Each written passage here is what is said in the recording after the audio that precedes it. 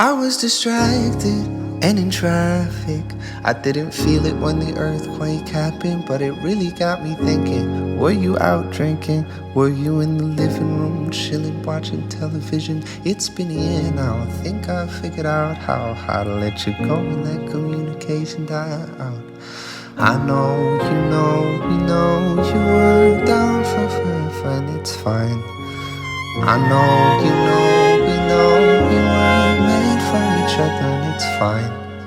But if the world was ending, you'd come over, right? You'd come over and you'd stay the night. Would you love me for the hell of it? All our fears would be irrelevant. If the world was ending, you'd come over, right? Sky be falling and I'd hold you tight. And there wouldn't be a reason why we would even have to say goodbye. If the world was ending, you'd come over, right?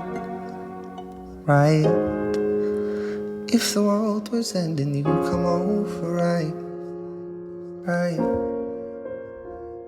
I tried to imagine your reaction. It didn't scare me when the earthquake happened, but it really got me thinking. The night we went drinking, stumbled in the house and didn't make it past the kitchen. It's been a year now. Think I figured out how to think about you without it ripping my heart out. And I know, we know you were down for forever, and that's fine. I know, we know we were meant for each other and it's fine. But if the world was ending, you come over, right? You come over and you stay the night.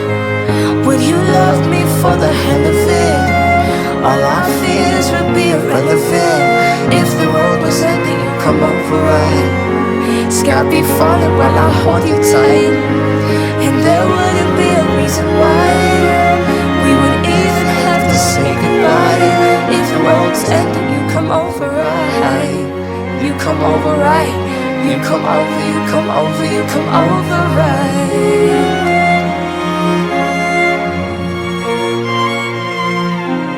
I know, we know you were down for forever and it's fine. I know, we know we weren't made for each other and it's fine. But if the world was ending, you come over, right?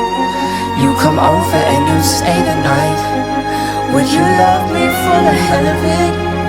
All our fears would be irrelevant. If the world was ending, you come over, right? Sky be falling while I hold you tight. And there wouldn't be a reason why we would even have to say goodbye. If the world was ending, you come over, right? You come over, you come over, you come over, right? If the world was ending, you come over, right? Hello, welcome once again to another string session. Now with no further ado, I want to bring on the one, the only, JP Sax himself.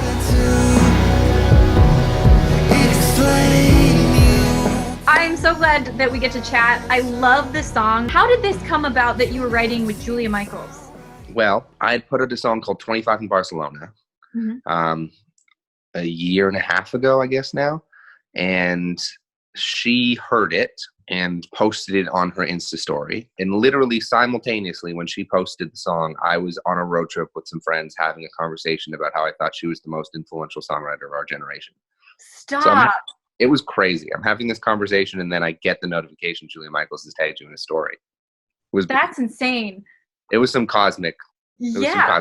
So we got talking on Instagram and then set up a session and we wrote If the World Was Ending the Day We Met. That was your first song you wrote together? Yeah, it was the day we met, first song we ever wrote. That is crazy. So I have a question. I just would like to know what that session was like. Because I know sometimes I've had sessions that feel so natural and it's just like you really feel good in the session. And I've come out of uncomfortable sessions too, where you're like, this isn't going well. It's kind of stiff, kind of awkward, but sometimes good can come out of that too, and bad. So what kind of a session was that? You just met her and then you wrote this very intense, like, emotional song. Yeah, so I I was nervous about the session because I admire her so much as a writer. Yeah. So I wanted to come in with something I liked, and I had "If the World Was Ending, You'd Come Over Right" written in my journal from a while back. Mm-hmm. And I had tried to fit it into other songs. I don't know if you do this, but sometimes like I'll have a section I really love, and they'll write another section for that song, Right. and it won't fit, but I still like the other section. So then that other section becomes the beginning of the next song. Yeah. And it's I kind love of like each next song like comes about in the failed attempts to finish the previous ones. Right. So "If the World Was Ending, You'd Come Over Right" was a failed attempt at a chorus for another song. Mm. And I just had it sitting for a long time. So the earthquakes reminded me of the line. Mm-hmm. That was like a week and a half before the session. And I went in my journal, I wrote "Save for Julia." Oh, So, wow. so we got in the room, and I mean, honestly, we hit it off right away. Mm-hmm. I think we both have such similar philosophies about songwriting that, you know, we just talked about what that meant. We talked about our lives. We talked about the people we would be thinking about in that kind of situation. Mm-hmm. And I mean, when it first happened, like we sat at the piano and I sang, you know, "If the world was ending, you'd come over, right?" And she just goes straight into, "You'd come over and you'd stay the night. Would you love me for the hell of it?" Those next two lines. And I looked at her like, what kind of magic is this? Wow.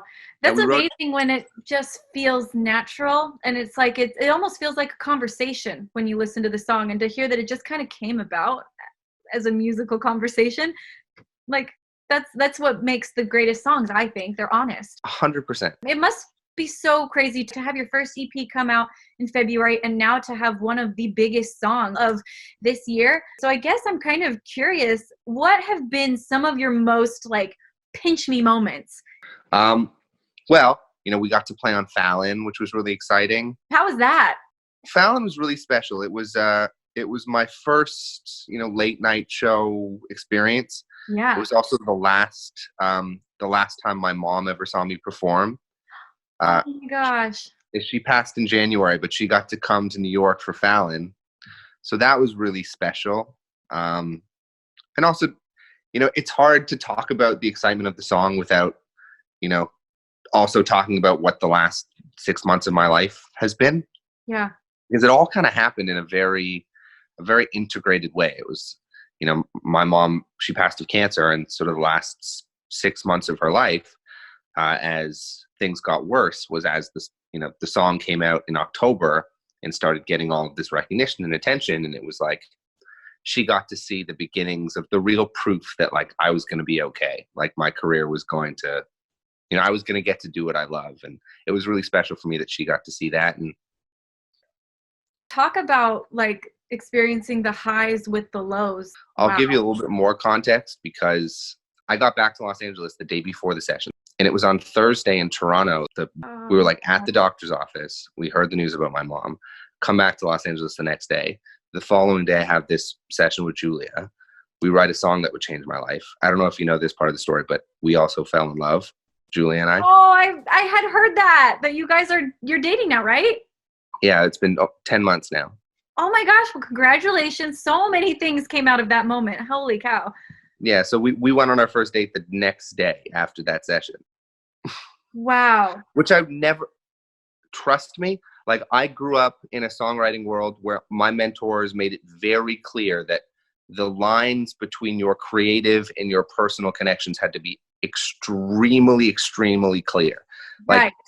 I would never go there in a session. Truly, I would absolutely never. Yeah. But there was something unavoidable about that first session with Julia. You know, I love so many things about what you just have expressed. First of all, I love that the line that made that song happen was from a failed attempt at another song. I think that in itself is like an amazing metaphor for life. Like our failures are never truly failures. They're opportunities to pick yourself up and move forward with what you learned from the failure. And so I just think that's amazing. Secondly, that would have been hard to walk into a session writing when you had literally just had probably the worst news you've ever heard in your life. Coming off the heels of something like that and turning those emotions into something that has now given so many people love and hope. Like, Yeah. You know, it's like in so many ways you took a lot of things that were hard and you turned them into something beautiful. And then, of course, like, how cool is that you guys fell in love when writing a song like this? And I love that song so much, and it absolutely did change my life, and it's not the best thing that happened to me that day. Oh, I love it. Thank you so much for coming and tuning in with us today. Huge thank you also to JP Saxe for being here with us. Please be sure to check out all of his awesomeness over here, and please join me next week for another session.